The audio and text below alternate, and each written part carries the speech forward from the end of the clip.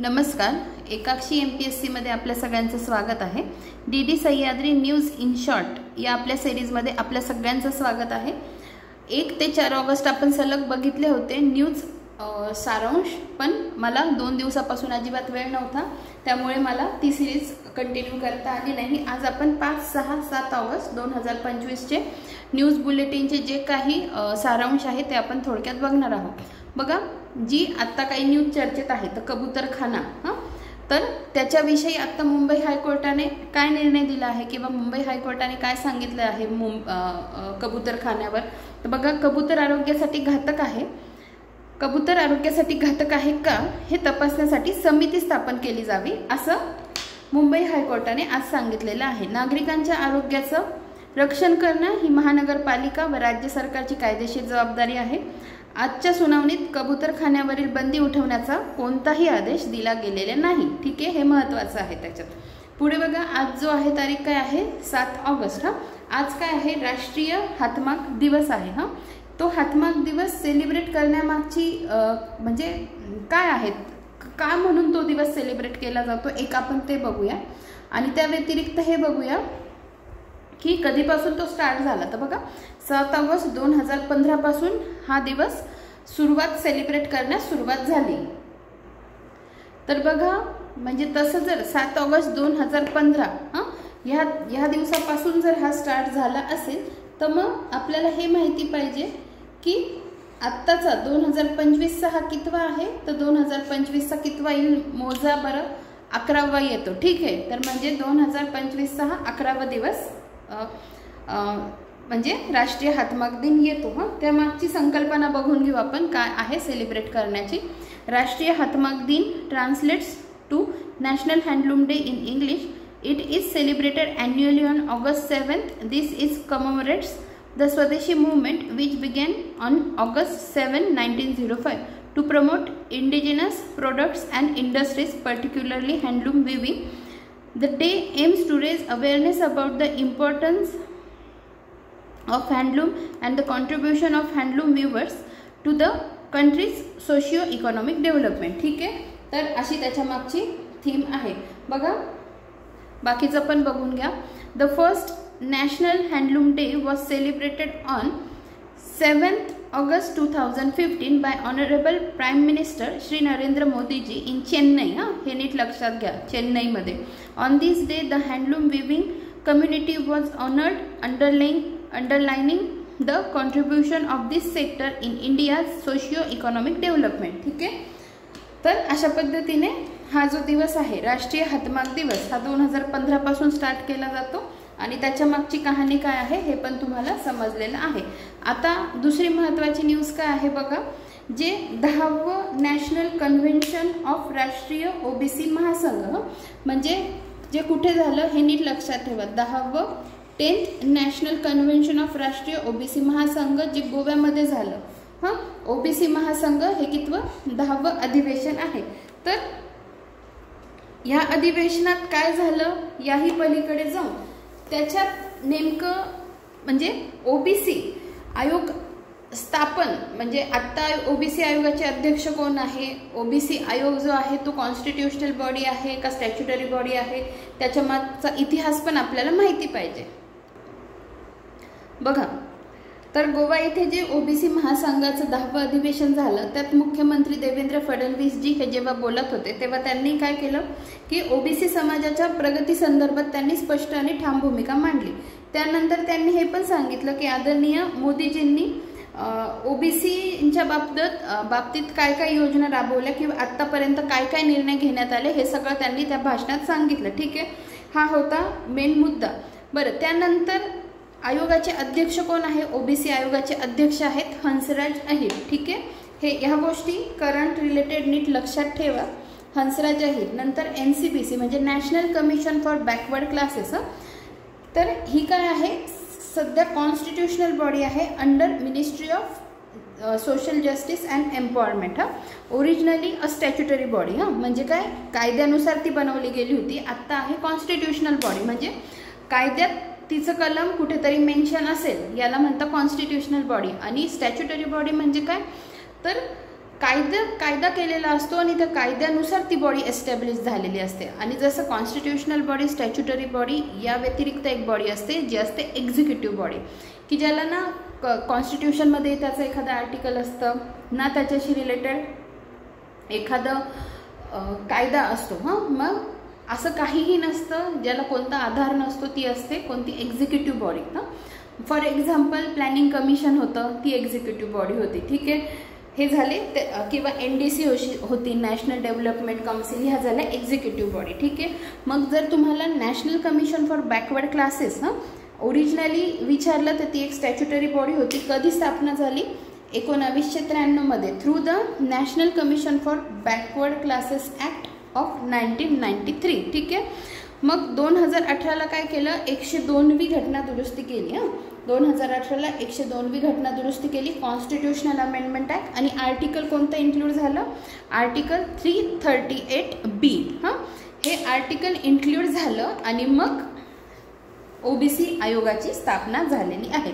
ठीक आहे, इथपर्यंत समजलं. आता आपण पुढची न्यूज बघू. बघा, नवी दिल्लीमध्ये MS स्वामीनाथन यांचं जन्मशताब्दी निमित्त, म्हणजे हे जन्मशताब्दी वर्ष जे आहे, जन्मशताब्दी निमित्त आयोजित त्यांचं आंतरराष्ट्रीय संमेलन कुठे? न्यू दिल्लीमध्ये. तर तिथे बरं आपल्याला हे माहिती पाहिजे की त्यांचा जन्म मग कधी झालेला आहे? 7 ऑगस्ट 1925. MS स्वामीनाथन कोणतं? हरित क्रांतीचे जनक, भारतीय हरित क्रांतीचे जनक. बघा, 7 ऑगस्टची आता दुसरी घटना आपण बघतो आहे. पहिले काय बघितलं आपण? तर handloom day, national handloom day. त्याच्यानंतर MS स्वामीनाथन यांचं जन्मशताब्दी वर्ष, आंतरराष्ट्रीय संमेलन जे कुठे? नवी दिल्ली येथे भरलेलं 7 ऑगस्ट 1925ला त्यांचा जन्म. आणि अजून एक 7 ऑगस्टची जी घटना आहे किंवा काय झालेलं 2020 मध्ये, तर गोल्ड मेडल जिंकलेलं कोणी? तर नीरज चोप्रा यांनी जॅव्हेलिन थ्रोमध्ये. मग तो दिवस म्हणून काय डिक्लेअर केला? तर नॅशनल जॅव्हेलिन डे. ठीक आहे,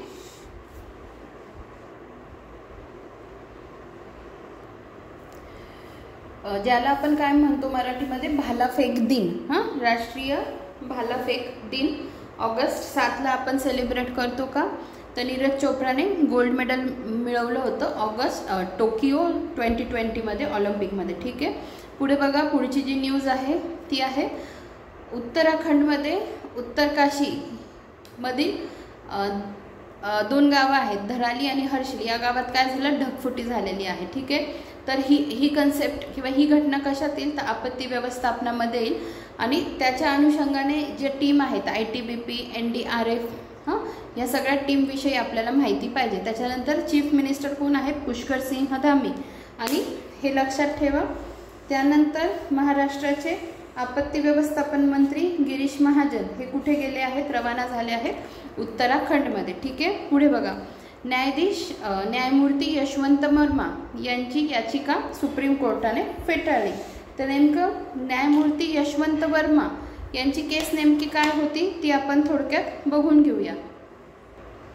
बघा, न्यायमूर्ती यशवंत वर्मा हे प्रकरण काय आहे? तर ते दिल्ली उच्च न्यायालयाचे न्यायाधीश जेव्हा होते तेव्हा त्यांचं जे शासकीय निवासस्थान होतं तिथे एक मोठी रक्कम सापडली. ठीक आहे, तर म्हणजे ह्या घटनेशी संबंधित हे सगळं प्रकरण आहे. तर या प्रकरणी हे जे गैरवर्तन, त्यांच्यावर गैरवर्तनाचे पण आरोप झाले आणि सर्वोच्च न्यायालयाने या सगळ्या गोष्टीची चौकशी करण्यासाठी एक समिती नेमली होती. वर्मा यांनी काय या चौकशीला आव्हान दिलं, परंतु सर्वोच्च न्यायालयाने त्यांची याचिका फेटाळून लावलेली आहे. तर असं आहे यशवंत वर्मा प्रकरण. बरं, सर्वोच्च न्यायालयाने मग काय सांगितलं? तर सर्वोच्च न्यायालयाचे ठळक निष्कर्ष काय काय आहेत ते नीट बघून घ्या. की सर्वोच्च न्यायालयाने सांगितलं की वर्मा यांचं वर्तन विश्वासार्ह नाही आहे. वर्मा यांचं वर्तन विश्वासार्ह नसल्याचं न्यायालयाने स्पष्ट केलं. याचिका विचार करण्यासारखी नाही आहे त्यांची आणि तत्कालीन सरन्यायाधीशांनी नियुक्त केलेली समिती आणि अंतर्गत प्रक्रिया ही योग्य. नंतर वर्मा यांना पदावरून दूर करण्याची शिफारस असलेला अहवाल राष्ट्रपती आणि पंतप्रधानांकडे पाठवणं घटनाबाह्य नाहीये. ठीक आहे, तर मग असं आहे न्यायमूर्ती यशवंत वर्मा प्रकरण. आणि आज या सगळ्या गोष्टींवर निर्णय दिलेला आहे। सुप्रीम कोर्टाने काय त्यांची याचिका ही फेटाळलेली आहे। पुढे बघा, पोलंडमध्ये भालाफेक स्पर्धेत तर पोलंडमध्ये जी स्पर्धा होती ती काय आहे, महिलांची भालाफेक आंतरराष्ट्रीय स्पर्धा। त्यामध्ये भालाफेक स्पर्धेत भारताला सुवर्ण मिळालं। कोणी? अन्नू राणी। म्हणजे त्या खेळाडूंचं नाव लक्षात ठेवा, अन्नू राणी। भालाफेक स्पर्धेत 62.59 मीटर भाला फेकला। ठीक आहे। पुढे बघा, माथेरानमध्ये जे हात रिक्षा असायच्या किंवा चालू होत्या तर त्याच्यावर सर्वोच्च कोर्ट सुप्रीम कोर्टाने निर्णय दिलेला आहे आणि त्याच्यावर बंदी घातलेली आहे। माथेरानमध्ये हात रिक्षांवर बंदी। पुढे बघा, अजित डोवाल कोण? तर आपले राष्ट्रीय सुरक्षा सल्लागार कुठे गेले आहे? रशियाच्या दौऱ्यावर गेले आहे। मग हा दौरा काय होता? तर पूर्वनियोजित दौरा होता। हा काय अचानक झालेला दौरा नाहीये। आणि त्याच्यात काय काय आहे? तर संरक्षण आणि सुरक्षा केंद्रित हा दौरा आहे। ठीक आहे, ह्या गोष्टी नीट लक्षात ठेवा। बाकी मग काय काय त्याच्याशी रिलेटेड आहे तर बरं, नेमकी ही बैठक महत्त्वाची कशासाठी? तर बघा, दोन्ही देशांमधली जी सामरिक भागीदारी आहे ती अधिक मजबूत करण्यासाठी ही बैठक महत्त्वाची ठरणार आहे। याच्यातले महत्त्वाचे मुद्दे काय चर्चेतले ते नीट लक्षात घ्या। तर S-400 जी क्षेपणास्त्र प्रणाली आहे ती, नंतर T-90 रणगाडे प्रकल्प T-90, नंतर INS विक्रमादित्य, ब्राह्मोस क्षेपणास्त्र आणि भारत रशिया संयुक्त संरक्षण उत्पादन, या गोष्टी याच्यातल्या सगळ्या महत्त्वाच्या आहेत। ठीक आहे, आपण वळूया पुढच्या न्यूजकडे। बघा, ICC कसोटी क्रमवारी जाहीर केली। त्यामध्ये जसप्रीत बुमराह नंबर 1 ला गोलंदाजीमध्ये, जसप्रीत बुमराह। नंतर मोहम्मद सिराज जे होते ते 27 वरून त्यांची रँक 15 आलेली आहे आणि यशस्वी जयस्वाल त्यांची रँक 8 वरून 5 वर आलेली आहे। पुढे बघा, एक म्हणजे प्रो गोविंदा सीझन 3 अनावरण सोहळा कुठे झाला? तर मीरा भाईंदर ठाणे या ठिकाणी। आणि तिथे उपस्थिती कोणाची होती? तर ख्रिस गेल कोण? तर जमैकन क्रिकेटर आहे। ही स्पर्धा जी आहे ती कधी आयोजित केलेली आहे? 7 ते 9 ऑगस्ट दरम्यान ही स्पर्धा आयोजित केलेली आहे। तर बघा यामध्ये 16 व्यावसायिक संघ सहभागी होणार आहेत। 3500हून अधिक गोविंदा। नंतर एकूण बक्षिसाची रक्कम काय असणार आहे? तर 1.5 कोटी, 1.5 कोटी। आणि ख्रिस गेल यांचं वक्तव्य काय आहे? प्रो गोविंदा ही केवळ एक परंपरा नाही तर एक अनोखा क्रीडा प्रकार आहे। तर ही न्यूज पण तुम्ही लक्षात ठेवा। पुढे बघा, गुरुदत्त जे एक काय ॲक्टर आणि डायरेक्टर पण आहे, त्यांचं जन्मशताब्दी वर्ष कुठे? मुंबई येथे विशेष कार्यक्रमाचं आयोजन करण्यात आलं होतं। 9 जुलै, नीट लक्षात ठेवा, 9 जुलै 1925 ला त्यांचा जन्म झालेला आणि ॲक्टर आणि ते डायरेक्टर होते। तर त्यांचे काही चित्रपट लक्षात ठेवा, प्यासा, आर पार, कागज के फूल, चौदवी का चांद असे त्यांचे चित्रपट। ठीक आहे, तर मग हे पण एक जन्मशताब्दी वर्ष तुम्ही लक्षात ठेवा।